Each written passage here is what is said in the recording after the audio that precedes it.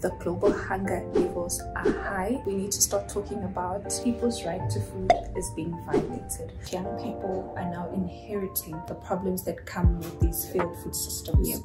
And they're inheriting the looming challenges for future generations to come.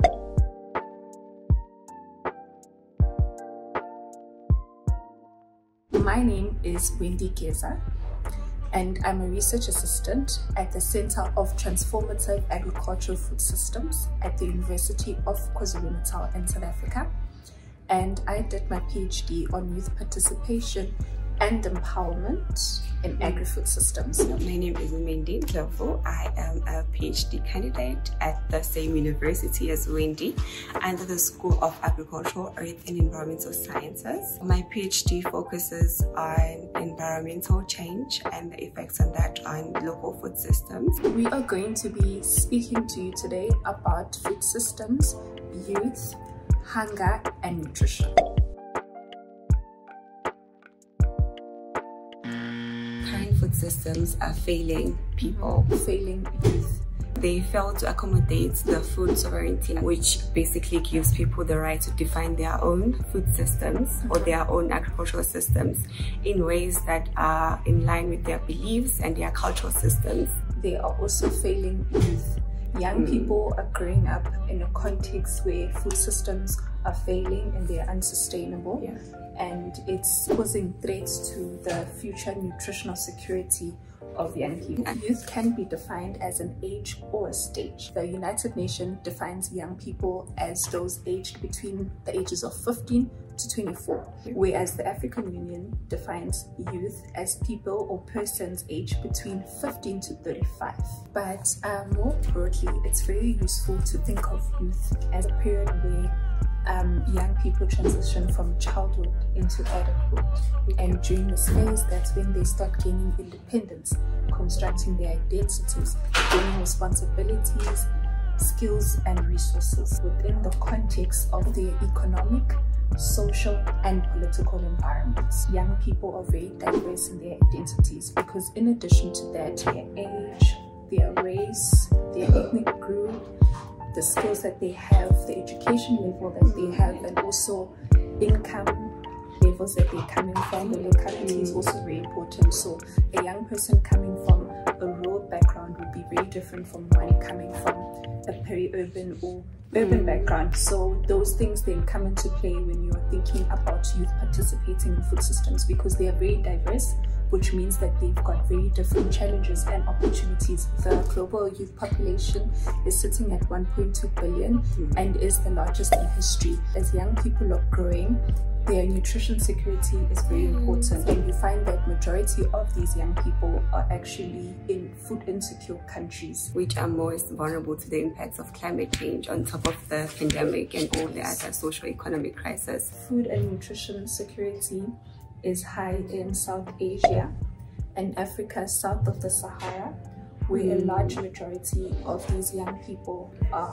What's common everywhere is that youth remains right in the middle of intergenerational injustices when it comes to issues relating to the failing food systems and climate change. Fortunately, the pandemic did not help much. It gave birth to a lot of economic crises that made things worse for the vulnerable groups. And youth are actually 3 times more unlikely as compared to adults to be employed, and they suffer from a lot of injustices and preconditions that make their situation much more worse. Young women then have the extra burden of looking after the family, and their food and nutrition security is very important for future generations. It is the very young people that often lack access to resources and opportunities to engage in transforming these food systems that are failing them. With skills, land and other opportunities that would then enable them to engage productively in these food systems. Young people are now inheriting the problems that come with these failed food systems. And they're inheriting the looming challenges for future generations to come.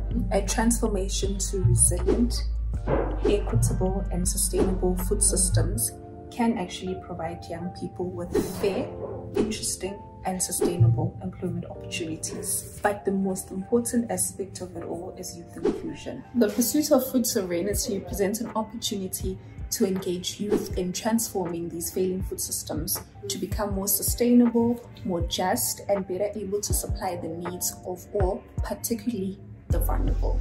Unfortunately, at the moment, youth is underrepresented.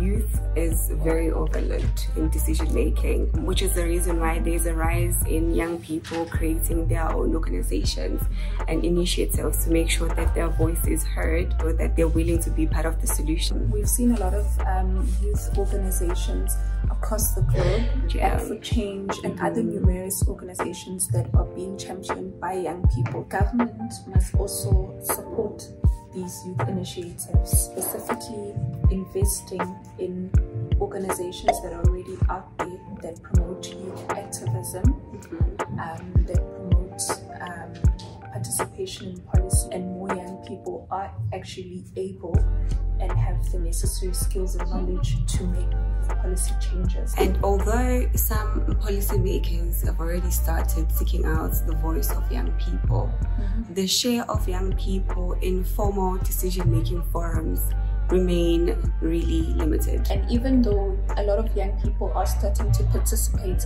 in policy dialogues and forums, it hasn't really translated into any meaningful impact on the ground. Young people can bring their energy and innovation in making sure that it is easy to reclaim food sovereignty and strengthening resilience of local food systems, especially under ecological and climate stress. Promoting that food systems accommodate a food sovereignty will allow economies to be diversified. There are a lot of other barriers that are preventing young people from engaging in climate change, biodiversity loss, land degradation, and also including the manual aspects of the agricultural sector and the low recognition of agricultural work in rural areas, because there's a lot of social stigma. So these are part of the reasons why a lot of young people, especially in rural areas, are then shying away from agriculture as an occupation. But all of these barriers can then be done away with youth-specific policies, because if people can produce food,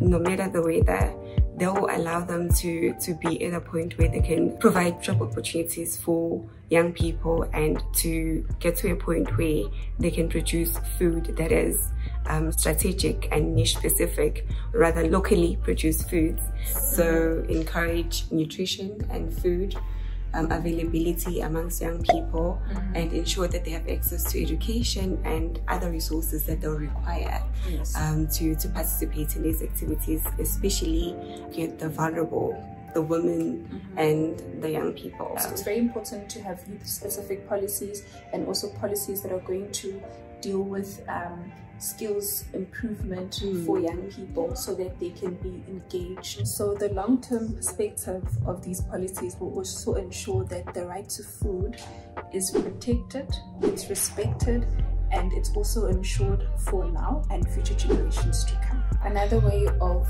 making farming more attractive and appealing to young people is ensuring that we are integrating indigenous knowledge with traditional knowledge, modern technology, modernization, irrigation, and also ensuring equal access to digital tools that would make farming more profitable and less laborious for young people, which would then attract them into the industry. So if we start including youth as leaders, it will unlock their potential to be innovative change agents. And in this, we will then be tapping into youth's energy and creativity in order to transform these food systems. And making sure that they're key players in food systems governance. So centering youth in food systems is not only ethical, but it's also very, very smart.